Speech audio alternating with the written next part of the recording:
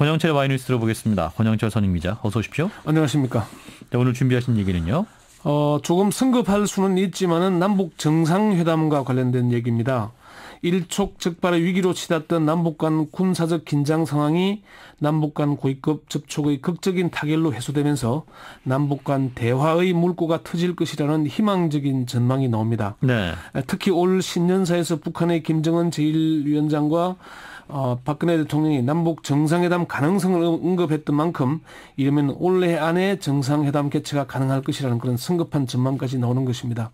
그래서 오늘 와이뉴스에서는 남북 정상회담 왜 올해가 최적기일까 이렇게 주제를 정해봤습니다. 네, 자 남북 고위급 접촉 후에 정상회담 가능성 뭐 계속 얘기 나옵니다만은 아직은 아니다, 시기상조 이런 지적이 계속 많이 나오고 있는 거 아닌가요? 사실 쉽지는 않을 것입니다. 이 정부 당국자들이나 전문가들도 정상회담은 시기상조다 이렇게 얘기를 합니다. 네. 김관진 청와대 국가안보실장도 정상회담을 이야기할 단계가 아니다 이렇게 선을 그었죠. 정부의 외교 분야 한 고위 당국자도 남북 정상회담을 얘기하는 건 지나치게 성급하다. 네. 이산가족 상봉을 위한 적십자 회담 외에 구체적으로 회담 일정이 잡힌 것도 없다 이렇게 얘기를 했습니다. 정세현 전 통일부 장관도 어제 인터뷰를 했었죠. 예. 정상회담은 너무 이르다. 우물가에서 숭늉 달라는 격이라면서 일단 장관급 회담의 복원으로 가야 한다 이렇게 얘기를 했지 않습니까? 예. 이재정 전 통일부 장관도 정상회담이 성사되려면 남북 관계가 정상화되고 북미 간 대화도 이루어져야 한다면서 아무리 잘 진행되어도 금년에는 어렵다고 본다 이렇게 얘기를 했습니다. 네. 천영우 전 외교안보수석도 이번 고위급 회담은 급한 불을 끄기 위한 것이었다면서 이걸 정상회담으로 연결시키는 것은 너무 앞서가는 것이다 이렇게 얘기를 했고요. 김현철 인제대 교수는 정상회담이 어렵다고 본다.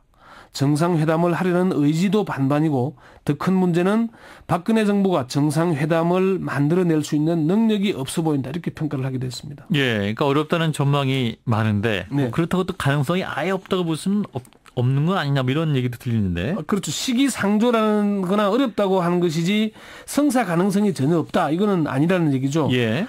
사실 남북 고위급 접촉에서 합의한 공동 보도문의 첫 번째 항목이 남북 관계 개선을 위한 조속한 당국 회담 개최 및 여러 분야에서 대화와 협상 진행 아니겠습니까? 예.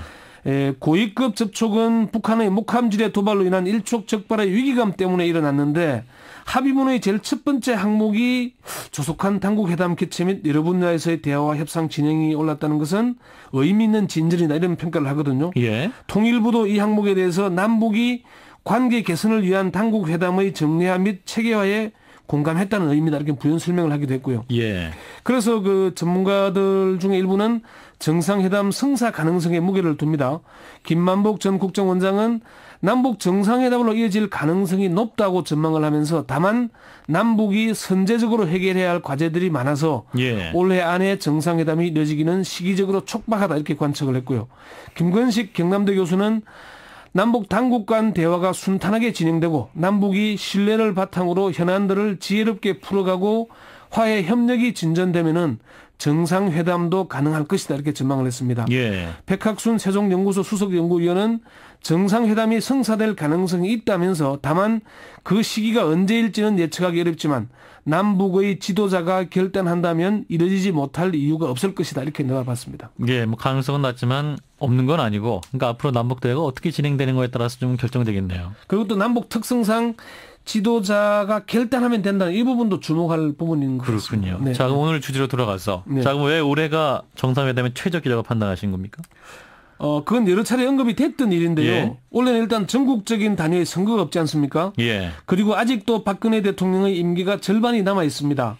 그러니 올해 안에 정상회담이 이루어져야 남북 간 합의 내용의 실천이 가능하기 때문입니다. 예, 예. 임기 말에 합의되면은 뭐 다음 정부가 엎어버리면은 아무 관계가 없지 않습니까? 예, 뭐 어제 우상호 의원과도 인터뷰했는데 이제 임기 말 돼서면 할 게 없지 않냐, 뭐 이런 말도 했었어요. 14 남북 선언이 사실은 이명박 정부가 뒤집어 버렸잖아요. 예, 예. 뭐 그런 점이 있기 때문에 또 그리고 박근혜 대통령이 지금 대북 문제 이외에 성과를 낼 수 있는 게 없다는 점도 남북 정상회담의 성사 가능성을 높이는 요소다 그런 평가들이 있거든요. 예. 김근식 교수는 정상회담의 시기로는 내년에는 총선이 있고 2017년에는 임기 말로 가기 때문에 올해가 마지노선이 될 것이다 이런 얘기가 나오고요. 예. 특히 이번 그 고위급 회담이 2+2 회담이 김관진 국가안보실장 그리고 북한에서는 2인자로 불리는 황병서 인민국 총정치국장이 수석 대표로 나섰지 않습니까? 예.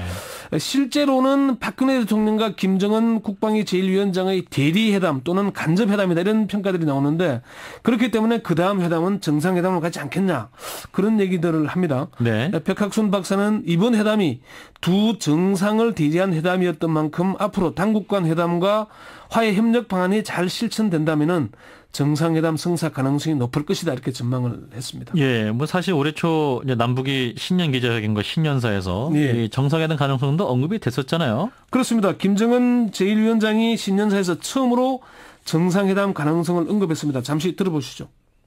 분위기와 환경이 마련되는 데 따라 최고위급 회담도 못할 이유가 없습니다. 이게 최고위급 회담이라는 게 이제 우리 정상회담을 얘기하는 것이죠. 예. 그리고 박근혜 대통령도 신년 기자회견에서 전제 조건 없는 정상회담 가능성을 언급했습니다. 이 부분도 들어보시죠. 분단이 돼서 고통을 많이 겪고 있지 않습니까? 그 고통을 해소하기 위해서 또 그 평화 통일의 길을 열기 위해서 필요하다면 누구라도 만날 수 있다. 그런 입장을 가지고 있습니다. 그 다음 얘기가 남북 정상회담도 도움이 되면 할 수 있다. 그런 것을 하는데 전제 조건은 없다. 이렇게까지 얘기를 했었거든요. 예, 예. 물론 뭐 두 정상이 이런 얘기를 했지만은 실제로 남북 간 대화의 진전은 없었습니다. 네. 남북 관계도 사실 변수가 너무 많고. 네. 예. 그 정상회담으로 가기까지 굉장히 과정상의 고비도 많을 텐데 어떻게 보시나요? 사실 이게 지난 2013년 9월 이제 추석을 즈음해서 이산가족 상봉 행사를 개최하기로 합의했지 않습니까? 예. 그런데 불과 나흘을 앞두고 북한이 상봉 무기한 연기를 통보하면서 무산됐죠. 예. 이번 고위급 회담에서도 일단은 추석을 계기로 이산가족 상봉을 진행하기로 하고 적십자 실무 접촉을 열기로 했지 않습니까? 예. 근데 이제 문제는 이산가족 상봉에 따라 나오는 게 바로 금강산 관광 재개입니다. 면회소가 설치됐잖아요. 예. 금강산에. 그러니까 네, 그 문제가 될 수밖에 없고 그리고 금강산 관광 재개 문제를 논의하면은 오이사 조치의 해제가 맞물려 있죠. 그렇죠. 또 오이사 조치를 해제하려면은 천안함 사태에 대한 천안함 폭침에 대한 북한의 또 사과가 전제돼야 된다. 이게 우리의 일관된 주장 아니겠습니까? 책임 있는 조치가 있어야 된다라는 게 정부 입장이고. 예. 이게 이런 게 물려 있기 때문에 그게 이제 단순히 이산가족 상봉이 그냥 만나는 것만 되는 게 아니고요. 예. 또 오는 10월 10일이 북한 당창건 70주년인데 이때를 즈음해서 인공위성 발사를 예고하고 있지 않습니까? 그렇죠. 그렇게 되면 북핵 문제와 미사일 문제가 다시 쟁점이 될 가능성이 높습니다. 네. 이럴 경우 남북 관계가 다시 긴장 국면으로 빠질 수 있고요. 또 박근혜 정부의 의지도 변수가 될 수 있습니다. 예. 박근혜 대통령은 2014년 신년 기자회견에서 통일은 대박이라고 했고 그해 3월에는 독일에서 드레스덴 구상을 발표했는데 예. 그렇지만 통일은 대박이나 드레스덴 구상은 일방 통행이었습니다. 네. 통일 문제는 상대가 있는 것인데도 일방적인 발표로 오히려 북한을 자극하고 말았습니다. 국내 정치에서 불통과 일방 통행 문제로 비판을 받는데 남북 관계에서도 일방 통행 방식만을 주장한다면은 이게 정상회담이 성사될 수 있겠느냐. 네. 그런 문제는 좀 우려가 되는 부분이라고 할 수 있습니다. 예, 그렇군요. 네, 가능성은 그럼 어떻게 전망하십니까? 저는 사실 가능성이 좀 희박하지 않나 그렇게 보는데 나 아까 앞서 얘기했던 대로 남북 간 필요에 의해서 정상 간 결단을 한다면 꼭 불가능한 것은 아니다. 네. 그런데 여러 가지 고비가 있을 때마다 이 문제를 좀 밀고 가자는 그런 확고한 의지가 있다면 가능성이 있지 않겠냐 그렇게 봅니다. 네, 또 정부의 의지가 가장 중요했다는 말씀으로 듣습니다. 네, 권영철 선임기자였습니다. 고맙습니다. 네.